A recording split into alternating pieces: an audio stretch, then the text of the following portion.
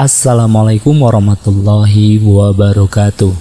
Channel ini membahas tentang dimensi sejarah Indonesia. Materi video ini diambil dari berbagai sumber. Buang energi negatif dan ambil sisi positifnya. Selamat menyaksikan. Serat Dharma Gandul bagian yang kedua. Begitu mendengar ucapan Sunan Benang bahwa dirinya tidak takut kepada penguasa sah tanah Jawa, yaitu Raja Majalengka, bangkitlah amarah buta Locaya. Seketika dia berkata kasar, "Ucapan Anda tadi bukan ucapan seorang ahli negara, atau ucapan bangsawan, atau ucapan orang yang berpendidikan. Hanya pantas jika diucapkan oleh mereka yang suka berkeliaran di tempat madat, atau maksudnya preman, yang hanya mengagungkan kekuatan otot semata. Seyogianya janganlah seperti itu, merasa menjadi kekasih Tuhan, merasa banyak teman malaikat, lantas berbuat seenaknya tidak memperhitungkan kesalahan orang, menganiaya tanpa dosa. Di tanah Jawa ini, sebenarnya banyak yang bisa menandingi kesaktian Anda. Akan tetapi, semua adalah ahli budi atau ahli dalam peningkatan kesadaran dan takut mendapat hukuman dewata atau karma pala. Tidak pantas disebut ahli budi jika tingkah lakunya aniaya terhadap sesama, menghukum tanpa dosa. Apakah Anda ini serupa dengan Aji Saka, murid Ijajil? Ijajil adalah Dajjal. Buta Locaya menganggap Aji Saka adalah murid Dajjal atau iblis. Maksudnya tingkah laku Aji Saka dulu pun kurang patut manakala tinggal di tanah Jawa, sehingga disebut murid Ijajil atau Dajjal atau iblis. Aji Saka bertahta di tanah Jawa hanya 3 tahun lamanya lantas minggat dari tanah Jawa. Bahkan sumber air bening yang ada di daerah Medang ikut serta dibawa minggat. Atau sumber air bening maksudnya adalah pengetahuan asli Jawa. Aji Saka orang Hindu, Anda orang Arab. Kelakuannya sama saja menganiaya sesama manusia. Sama-sama membuat sulit mencari sumber air. Anda menyebut diri Anda Sunan, seharusnya memiliki budi yang luhur, bisa menciptakan keselamatan bagi sesama, akan tetapi kok tidak seperti itu. Tingkah laku Anda inilah sesungguhnya yang disebut tingkah laku Ijajil. Tidak tahan digoda oleh anak kecil, gampang keluar amarahnya. Sunan apakah yang semacam itu? Jika memang Anda sunan bagi manusia, pastinya memiliki budi luhur. Anda telah menganiaya sesama tanpa dosa. Inilah jalan Anda menuju celaka. Anda telah menciptakan neraka jahanam bagi diri sendiri. Jika nanti sudah jadi, kelak Anda akan tempati sendiri. Anda akan mandi di tengah air kawah yang panas bergejolak, memetik buah perbuatan yang sangat menyengsarakan dalam kehidupan ini atau kelak setelah kelahiran kembali. Lihatlah, saya ini adalah makhluk halus, berbeda alam dengan manusia. Akan tetapi saya masih senantiasa ingat untuk ikut andil mengusahakan keselamatan bagi manusia. Atau makhluk halus pun masih ingin mengumpulkan karma baik demi peningkatan kesadaran pribadinya sendiri. Sudahlah, sekarang semua yang terlanjur rusak tolong dikembalikan seperti semula. Mulai dari sungai yang kering hingga seluruh tempat yang terlanggar aliran sungai, tolong kembalikan seperti sebelumnya. Jika Anda tidak berkenan, seluruh orang Jawa yang telah masuk Islam akan saya teluh biar mati semua. Dan untuk keperluan itu, saya akan meminta bantuan pasukan dari Kanjeng Ratu Ayu Angin-Angin yang bertahta di Laut Selatan. Begitu mendengar kemarahan buta Locaya, Sunan Benang terketuk hatinya dan menyadari kesalahannya. Sadar telah membuat bermacam-macam kesusahan dalam jangka panjang, sadar telah menganiaya sesama tanpa dosa yang setimpal. Dia lantas berkata, "Butalocaya, aku ini seorang sunan yang tidak bisa menarik kutuk yang sudah terlanjur aku ucapkan. Tapi dengarkan, kelak setelah 500 tahun lagi, sungai ini akan kembali seperti semula." Atau sekali lagi coba Anda artikan ucapan Sunan Benang yang simbolik ini. Mendengar ucapan Sunan Benang, Butalocaya bertambah marah, lantas berkata kepada Sunan Benang, "Tidak bisa, harus Anda kembalikan saat ini juga. Jika tidak mampu, Anda saya tawan." Berkatalah Sunan Benang kepada Butalocaya, "Sudah, jangan membantah lagi. Aku hendak pergi menuju ke arah timur. Mulai saat ini, buah dari pohon sambi atau kusambi ini aku akan namakan buah cacil, sebagai pengingat peristiwa debat seperti anak kecil antara demit dan manusia pecicilan yang telah berebut benar tentang kerusakan sebuah wilayah yang menyebabkan kesusahan manusia dan makhluk halus. Aku mohonkan kepada Robbana atau Tuhanku, semoga buah sambi berwarna dua macam. Daging buahnya jadilah kecut, biji buahnya jadilah keluar minyak. Kecut perlambang dari kekecutan wajah sang demit dan wajah manusia yang tengah berdebat dengannya. Lengo atau minyak perlambang dari makhluk halus yang meleleng jelma lungo atau melotot marah ditinggal pergi oleh manusia. Kelak di kemudian hari agar bisa dijadikan pengingat peristiwa di mana aku pernah berdebat denganmu. Mulai sekarang tempat di mana kita bertemu ini di sebelah utara sana aku namakan Desa Singkal. Sedangkan di sini aku namakan Desa Sumbre. Dan tempat di mana anak buahmu menyingkir di sebelah selatan sana, aku namakan Desa Kawanguran." Setelah mengucapkan kata-kata tersebut, Sunan Benang lantas menuju ke arah timur sungai. Hingga sekarang di daerah Kota Gedah terdapat dua desa yang bernama Kawanguran, Sumbre, dan Singkal. Kawanguran artinya ketahuan, Singkal artinya terlarang, Singkal artinya terhalang, lantas mendapatkan cara untuk mengelak. Butalocaya terus mengejar Sunan Benang. Perjalanan Sunan Benang sampai di desa Bogem. Di tempat itu Sunan Benang mendapati sebuah arca berbentuk kuda, bertubuh satu berkepala dua, terletak di bawah pohon trenggulun atau pohon trengguli. Pohon trenggulun tadi banyak ditumbuhi buah, hingga beberapa jatuh berserakan ke tanah. Sunan Benang memegang kampak, serta merta area kuda kepalanya dihancurkan. Melihat perbuatan Sunan Benang menghancurkan kepala arca kuda, Butalocaya semakin marah dan lantas berkata, "Arca ini buatan Prabu Jayabaya untuk menyimbolkan keadaan wanita Jawa nanti di zaman kedatangan bangsa Serenggi. Siapa saja yang melihat arca ini akan ingat kepada keadaan wanita Jawa nanti." Sunan Benang menjawab, "Kamu itu makhluk halus, berani sekali mendebat manusia. Itu namanya makhluk halus yang sok."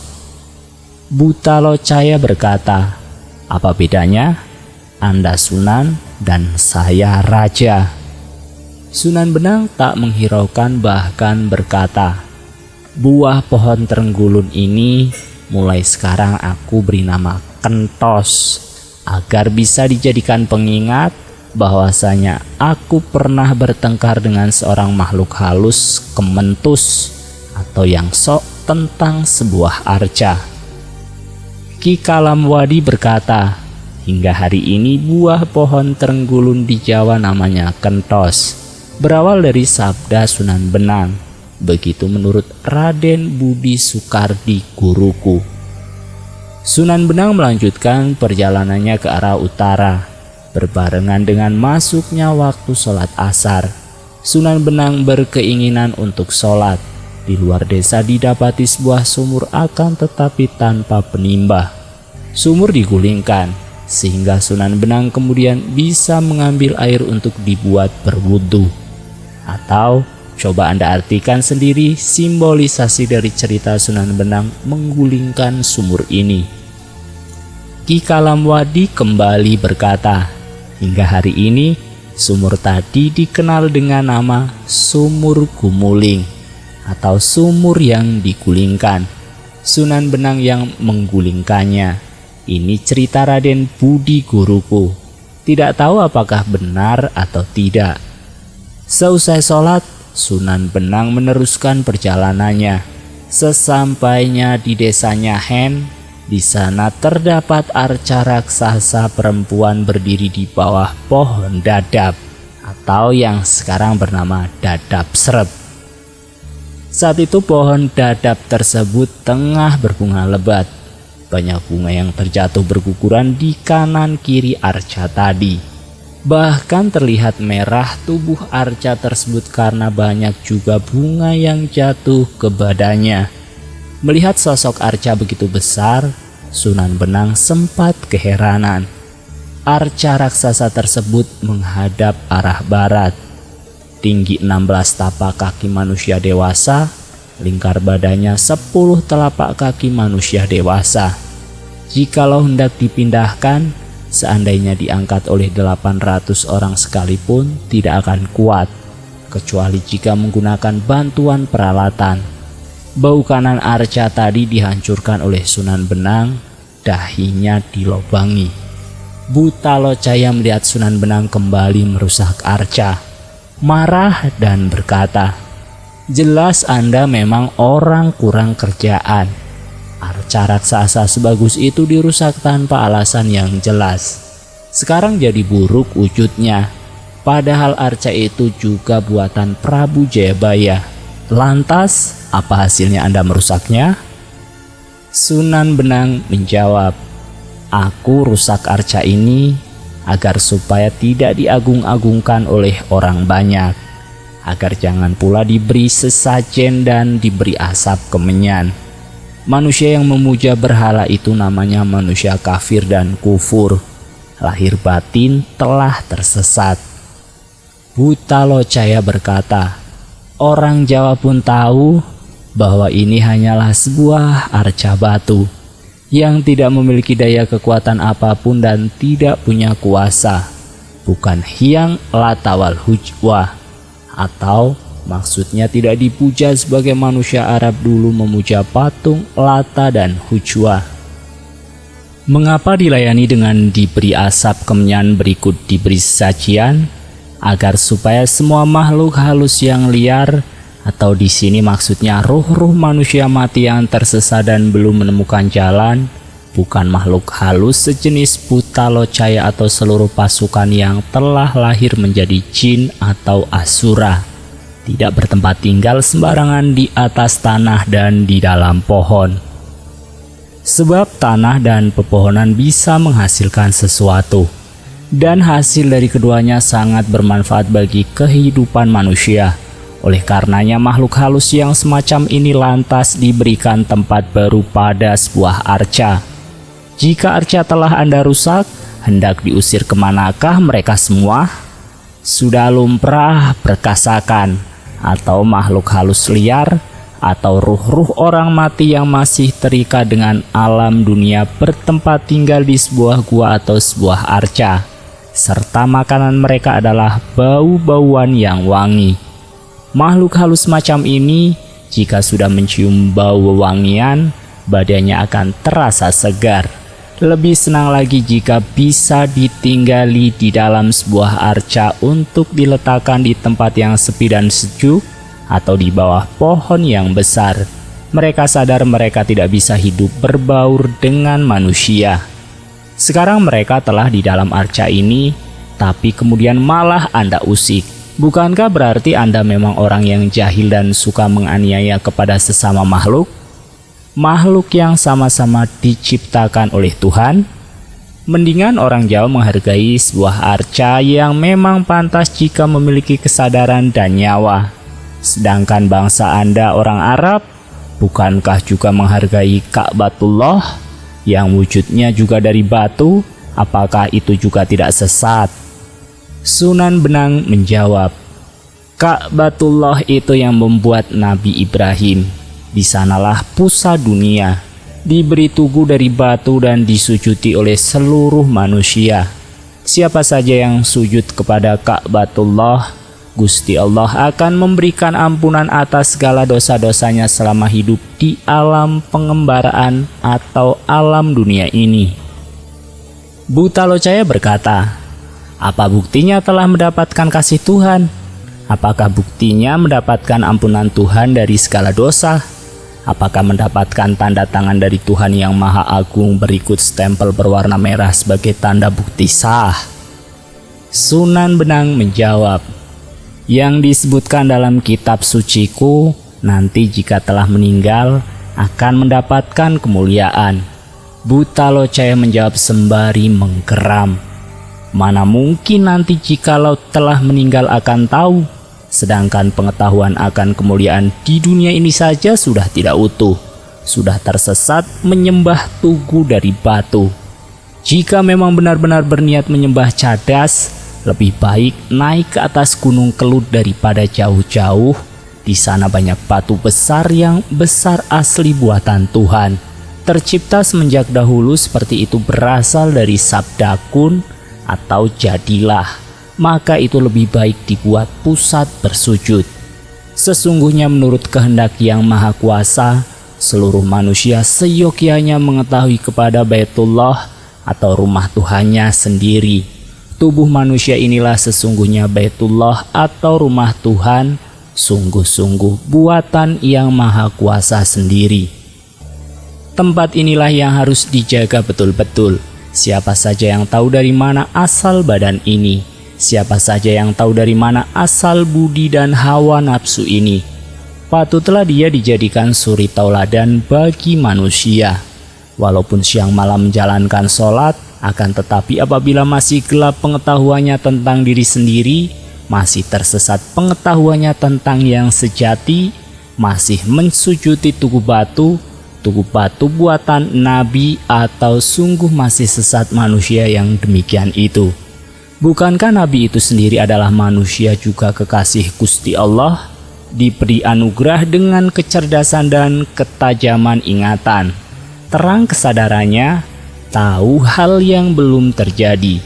Anda meyakini tulisan peninggalan mereka, orang Jawa meyakini sastra peninggalan leluhur, sama-sama meyakini kabar masa lalu.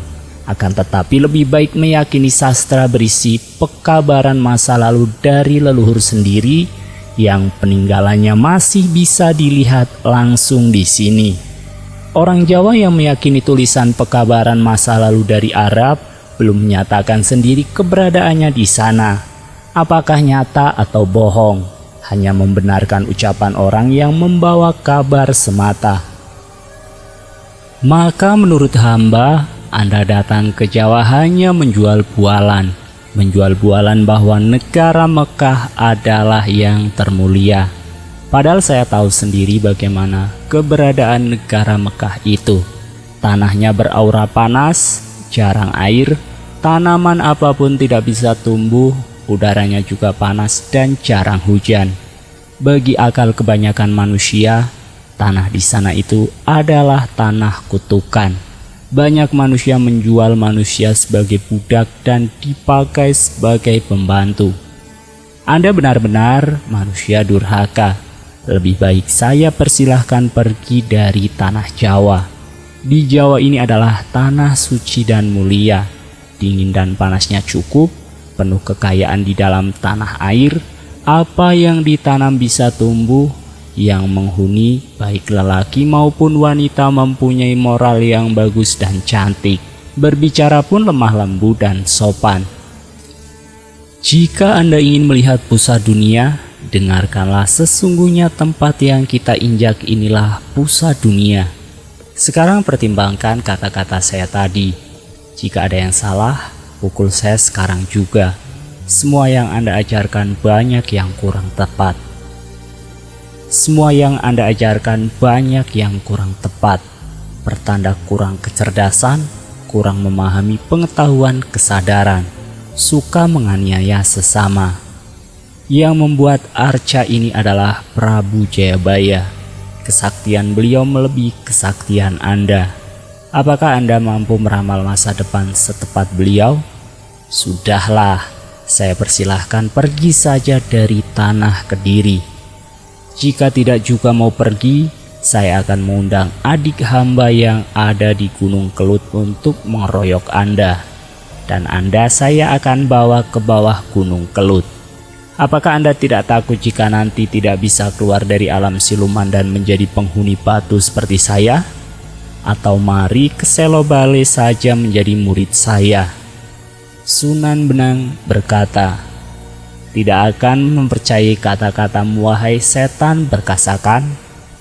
Buta Locaya menjawab, walaupun saya demit, akan tetapi saya demit berpangkat raja, mulia dan berumur panjang.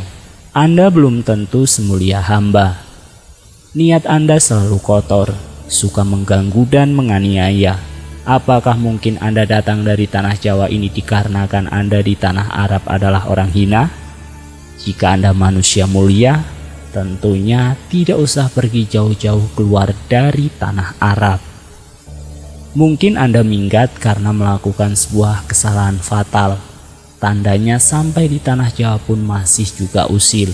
Suka menghakimi adat orang lain, suka menghakimi agama orang lain, merusak segala peninggalan luhur yang bagus-bagus, merusak agama leluhur kuno. Sungguh Raja Majalengka berhak menangkap Anda dan membuang Anda ke Manado atau Manado saat ini. Sunan Benang berkata, pohon dadap ini bunganya akan aku beri nama celung, buahnya aku beri nama kledung, sebab aku telah kecelung atau tercuri nalar kepintaranku dan keledung atau terbantah ucapanku. Ini semua sebagai pengingat bahwa aku pernah berdebat dengan Raja Demit, kalah pengetahuan dan kalah kepintaran. Oleh karenanya terkenal hingga sekarang. Buah dadap namanya kledung, sedangkan bunganya bernama celung. Sunan Benang lantas berpamitan. Sudahlah, kalau begitu aku akan pulang ke Benang. Buta Locaya menjawab dengan nada marah. Benar, segeralah pergi. Di sini Anda hanya akan membuat tanah menjadi angker. Jika Anda berlama-lama di sini, hanya akan menambah kesusahan, menyebabkan susah tumbuh padi, menambahi panas, membuat susah air. Sunan Benang lantas pergi, sedangkan Buta Locaya beserta pasukannya juga kemudian balik pulang. Lain yang diceritakan yaitu di negara Majalengka, pada suatu hari Sang Prabu Brawijaya duduk di singgasana dan dihadap para pejabat. Sang Pati melaporkan bahwa telah mendapatkan surat khusus dari Tumenggung Kertasana. Isi surat melaporkan bahwa daerah Kertasana sungainya mengering. Sungai yang mengalir dari arah Kediri aliran airnya kini menyimpang ke timur. Sebagian isi surat melaporkan seperti ini. Di sebelah utara barat Kediri, banyak desa rusak. Semua itu disebabkan karena kutukan ulama dari Arab yang bernama Sunan Benang. Mendengar laporan Pati, Sang Prabu bangkit dan murka. Sang Pati lantas diutus ke Kertasana untuk menyatakan sendiri keadaan di sana, melihat kondisi manusia berikut hasil bumi yang terlanggar aliran air. Bahkan mengutus beberapa pejabat untuk memanggil Sunan Benang. Singkat cerita, seusai Sang Pati melihat sendiri kondisi Kertasana, segera melaporkan semuanya kepada Sang Prabu. Sedangkan utusan yang diutus ke Tuban juga sudah tiba kembali, melaporkan bahwa tidak mendapatkan hasil, sebab Sunan Benang telah pergi tidak diketahui kemana. Mendengar seluruh pelaporan para bawahannya, Sang Prabu Brawijaya semakin murka. Beliau menyatakan bahwa ternyata ulama dari Arab tidak ada yang tulus hatinya. Sang Prabu lantas memerintahkan Patih agar mengusir seluruh orang Arab yang tinggal di Jawa, sebab telah membuat kerusuhan negara. Hanya yang ada di Ngampel Denta dan Demak saja yang masih diperbolehkan tinggal di Jawa dan diizinkan mensiarkan agama Islam. Selain di kedua tempat itu, semua harus dipulangkan ke asalnya.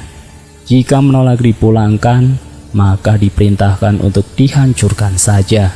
Sang Patih berkata, "Gusti, benar apa yang Paduka katakan. Sudah 3 tahun berselang, penguasa Giripura tidak pernah menghadap dan tidak pernah memberikan upeti sebagai tanda takluk. Jelas mereka hendak merencanakan untuk mendirikan negara sendiri. Tidak sadar telah makan dan minum hanya numpang di tanah Jawa. Bahkan nama santri Giri kini telah terkenal mengalahkan kebesaran nama Paduka. Bahkan kini mengambil gelar baru, Sunan Ainul Yakin. Sunan berarti kesadaran, Ainul berarti makrifat atau mengetahui akan Tuhan, dan yakin berarti benar-benar mantap lahir batin. Paduka bisa mengartikannya sendiri. Dalam bahasa Jawa dia mengambil gelar Prabu Satmata. Ini adalah gelar yang sangat tinggi, hampir menyerupai gelar yang maha kuasa sendiri. Hyang Batara Siwa, Satmata berarti tahu segalanya. Di alam dunia tidak ada lagi sosok yang menggunakan gelar Sang Prabu Satmata kecuali Batara Wisnu manakala turun ke dunia dan menjelma sebagai raja di Madang Kasapta. Mendengar kata-kata Sang Patih, Sang Prabu segera memerintahkan untuk menyerang Giri. Berangkatlah pasukan tempur Majapahit di bawah pimpinan Patih langsung menuju Giri. Perang pun terjadi. Orang Giri ketakutan dan tidak mampu menahan serangan pasukan tempur Majapahit. Sunan Giri lari ke Benang meminta bantuan pasukan. Setelah mendapatkan pasukan lantas kembali menghadapi pasukan Majalengka. Perang sangat ramai. Waktu itu hampir separuh orang Jawa sudah memeluk agama Islam. Mereka yang tinggal di pesisir utara sudah hampir semua memeluk agama Islam. Sedangkan orang Jawa yang tinggal di selatan masih tetap beragama Buddha atau Siwa Buddha. Sunan Benang sudah menyadari kesalahannya sehingga tidak berani menghadap ke Majalengka. Lantas bersama Sunan Giri melarikan diri ke Demak. Sesampainya di Demak segera mengajak Adipati Demak untuk menggempur Majalengka. Begini ucapan Sunan Benang kepada Adipati Demak. Ketahuilah bahwa saat ini sudah tiba masanya kehancuran Majalengka. Sudah 103 tahun berkuasa di Nusantara.